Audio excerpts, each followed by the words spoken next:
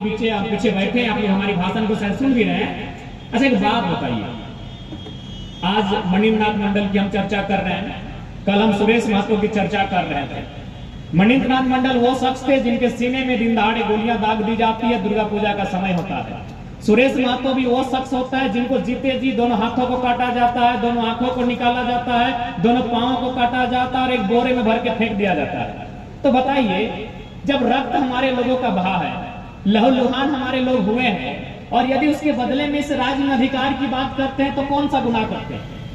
यदि कोई यूपी बिहार बंगाल के लोग मेरी बात सुन रहे हैं तो मैं आपसे एक सवाल करूंगा। यदि मान के चलिए आपका, चूंकि आप लोग बीघा में समझते हैं, यदि 100 बीघा 200 बीघा जमीन किसी कंपनी ने लिया है, बीसीसीएल ने लिया है, सीसीएल ने लिया है, हार्ल सिमरी ने लिया है, या फिर बागमारा की किसी कोलियरी ने लिया है, और वहां से अगर आपको लात मार के भगा दे, मैं ये विशेष संदेश जो गैर झारखंड के लोग हैं और जिनको लगता है कि जरा महतो बाहरी भीतरी की बात करता है, मैं उनको ये संदेश देना चाहता हूं कि जिनको ये लगता है मैं ये संदेश उनको दे रहा हूं, मैं ये संदेश झारखंड के लोगों को नहीं दे रहा हूं। मैं ये विशेष यूपी बिहार बंगाल छत्तीसगढ़ जो लोग हमारे झारखंड में रहते हैं उनको देना चाहता हूं कि यदि आपका 100 बीघा जमीन 200 बीघा जमीन किसी कंपनी ने एक्वायर किया हो और आपको अगर लात मार के भगा के वहां यदि महाराष्ट्र और तमिलनाडु के लोगों को काम में रखता हो, उनको पदाधिकारी बना के लाता हो, आपको तकलीफ होगा कि नहीं होगा? हमको एक लाइन में उत्तर दे दीजिए। जो भी गैर झारखंड के लोग हैं, यूपी बिहार बंगाल छत्तीसगढ़ कहीं के लोग हैं, हमको एक लाइन में उत्तर दे दीजिए।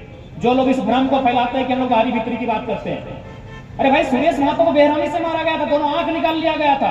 मणिन्द्रनाथ मंडल को दुर्गा पूजा के दिन सरेआम गोली मारा जाता है, तो हम अधिकार की बात क्यों नहीं करेंगे झारखंड में? भाई, मैं आप हमको एक लाइन में उत्तर दे दीजिए कि यदि किसी कंपनी ने, चूंकि हमारी लड़ाई कभी बाहरी के नहीं है, क्योंकि अगर आप ऐसा सोचते हैं तो आप ये जो सारी जमीनें देख रहे हैं, हमको लगता है ये जमीनें हमारे पूर्वजों की है। आप जिस जमीन में रहते हैं वो जमीन हमारी, आप जहां नौकरी करते हैं वो जमीन हमारी, आपके बच्चे जहां स्कूल पढ़ने जाते हैं वो जमीन हमारी, तो हम कब आपके खिलाफ नहीं दी?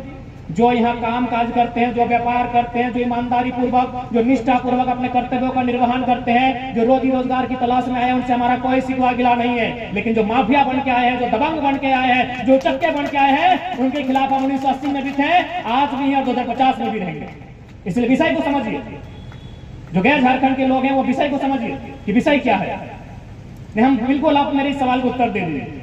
क्योंकि मध्य प्रदेश में भी सिंगरौली में एनसीएल है, northern coalfield limited, Nagpur Maharashtra में वेस्टर्न कोलफील्ड लिमिटेड है, उड़ीसा में महानदी कोलफील्ड लिमिटेड है। ऐसे 8 महत्वपूर्ण कोयला की यूनिट है पूरे भारत देश में, जिसे कोल इंडिया कहते हैं। वहां भी जमीन लिया गया है, वहां भी फैक्ट्रियां हैं, वहां भी कारखाने हैं। लेकिन बताइए, क्या आपको वहां से लात मार के भगा दे, आपके लोगों का गोली भी मारे और आपको नौकरी से लात मार के भगा दे, तो आपको तकलीफ होगा कि नहीं होगा? हमको एक लाइन में उत्तर दे दीजिए।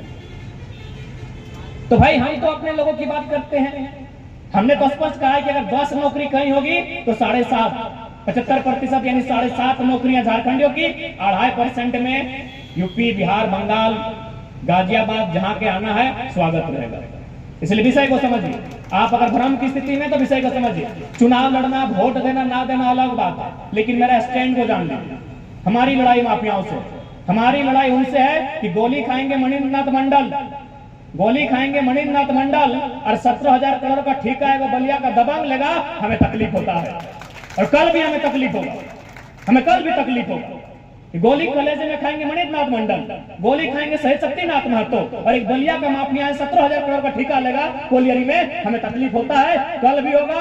आज तो हम लोग संविधान की बात कर रहे हैं, आने वाला दिन उलगुलान की बात करेंगे, हमें होगा तकलीफ। अब कहां से है ना, हम आपका सम्मान करते हैं, हमने किसी का अपमान नहीं किया है।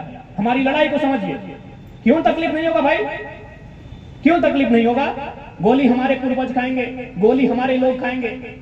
आज विधवा कौन हुई? मणिन्द्रनाथ मंडल की पत्नी। विधवा कौन हुई? शहीद शक्तिनाथ महतो की पत्नी। विधवा कौन हुई? नेपाल रवानी की पत्नी। और अगर माफिया हो, दबंगों की पत्नी, या दिन में प्रत्येक दिन में हीरे मोती सोना चांदी से लगा कर चलेंगे, हमें तकलीफ होगा, हमें तकलीफ होगा। हमारी माएं बहनें विधवा हो रही हैं और आप सोना चांदी का कारोबार करेंगे अभी माफिया बन के, तो हमें तकलीफ होगा।